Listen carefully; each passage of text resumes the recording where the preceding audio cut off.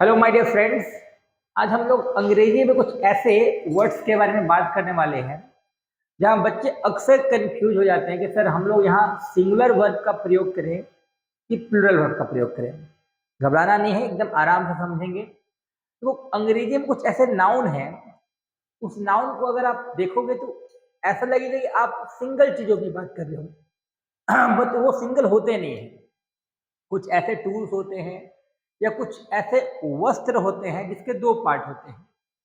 तो वैसे चीजों के साथ तो पहले आपको समझना है कि आप जो पहले वर्ड यूज करते थे, जैसे एक छोटा एग्जांपल है पैंट या पैजामा। हम लोग बोलचाल की भाषा में बोल देते हैं पैजामा या पैंट। आपको समझना क्या है, पैजामा या पैंट का एक पार्ट नहीं होता, दो पार्ट होता है। तो आप उसको पैजामा अगर बोलोगे तो सेंटेंस ही गलत हो जाएगा, है ना। तो आपको उस वर्ड को, पैजामा को, उसमें एस लगाना है ना। उसके साथ साथ कुछ और वर्ड्स हैं लाइक पैंट्स, सीजर, स्पेक्टिकल्स यानी कि चश्मा। तो कुछ कुछ ऐसे वर्ड्स हैं जिनके बारे में आपको जानना है। कुछ ऐसे टूल्स हैं या कुछ ऐसे वस्त्र हैं जिसके दो भाग होते हैं। तो कभी भी उनके साथ सिंगुलर सेंस इस्तेमाल नहीं करना है, आपको प्लूरल सेंस का इस्तेमाल करना है। जैसे एग्जाम्पल के तौर पे अगर मैं लिख रहा हूं योर पैंट इज गुड, तो बोलचाल की भाषा में लोग ऐसा बोल देते हैं your pant is good. But समझना क्या है, आप जब भी पैंट पहनोगे तो यार एक पैर में लगा कर तो नहीं घूमेगा, दूसरा पैर तो पहनना ही पड़ेगा ना। तो यहाँ समझना क्या है, यहाँ पर इसके दो हिस्से हो जाते हैं। पैंट के कितने होते हैं? दो हिस्से हैं। जीन्स का भी उसी तरह है, पैजामा का भी उसी तरह है। अगर आप जूता की बात करोगे, शू की बात करोगे, जैसे हिज शू इज न्यू, तो बोलचाल की भाषा में तो सेंटेंस ठीक ही लगता है, बट ये सेंटेंस दोनों का दोनों गलत है। गलती कहाँ है आपको समझना है। पैंट और शू दोनों जो है सिंगल मैनी होते हैं। तो आपको पैंट के साथ क्या इस्तेमाल करना है? पैंट्स। और शू के साथ क्या इस्तेमाल करना है? शूज।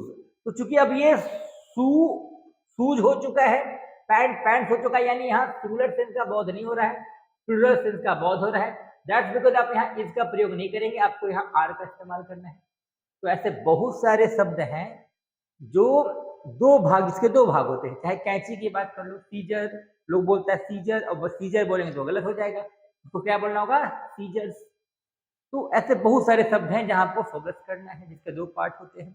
हाँ, बट यहाँ आपको क्या ध्यान देना, अगर कभी मान लो ऐसा सेंटेंस आया अ पेयर यानी जोड़ा ऑफ पैजामा या शूज या पैंट्स, इस केस में क्या समझना है कि अभी जब भी दो वर्ड ऑफ से जुड़ता है ना, तो वहां वर्ब का प्रयोग पहले वाले के अनुसार होते हैं।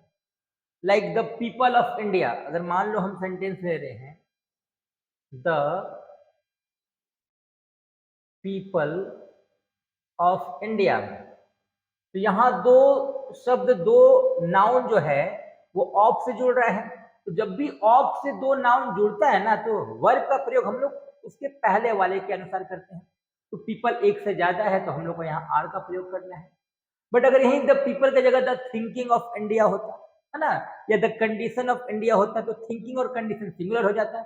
फिर उसके समय हम लोग को आर को हटा के इज लगाना होता है। तो यहाँ पर अब सब्जेक्ट क्या पैंट है? नहीं, बिल्कुल नहीं। यहाँ पैंट्स का पेयर का बात हो रहा है। तो अपेयर जो है देखने से सिंगुलर लग रहा है, तो अगर अपेयर होगा ना, तो उस केस में पैंट्स के साथ आर की जगह हम लोग को क्या इस्तेमाल करना है? इज करना है। तो बस यहीं पर ध्यान देना है।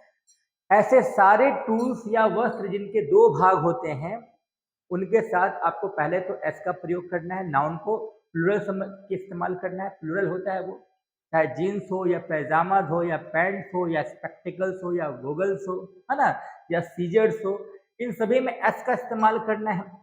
और जब आपने एस का इस्तेमाल कर दिया है, then you have to use plural verb. उम्मीद है ये टॉपिक आप लोग को समझ में आया होगा। बहुत बहुत धन्यवाद।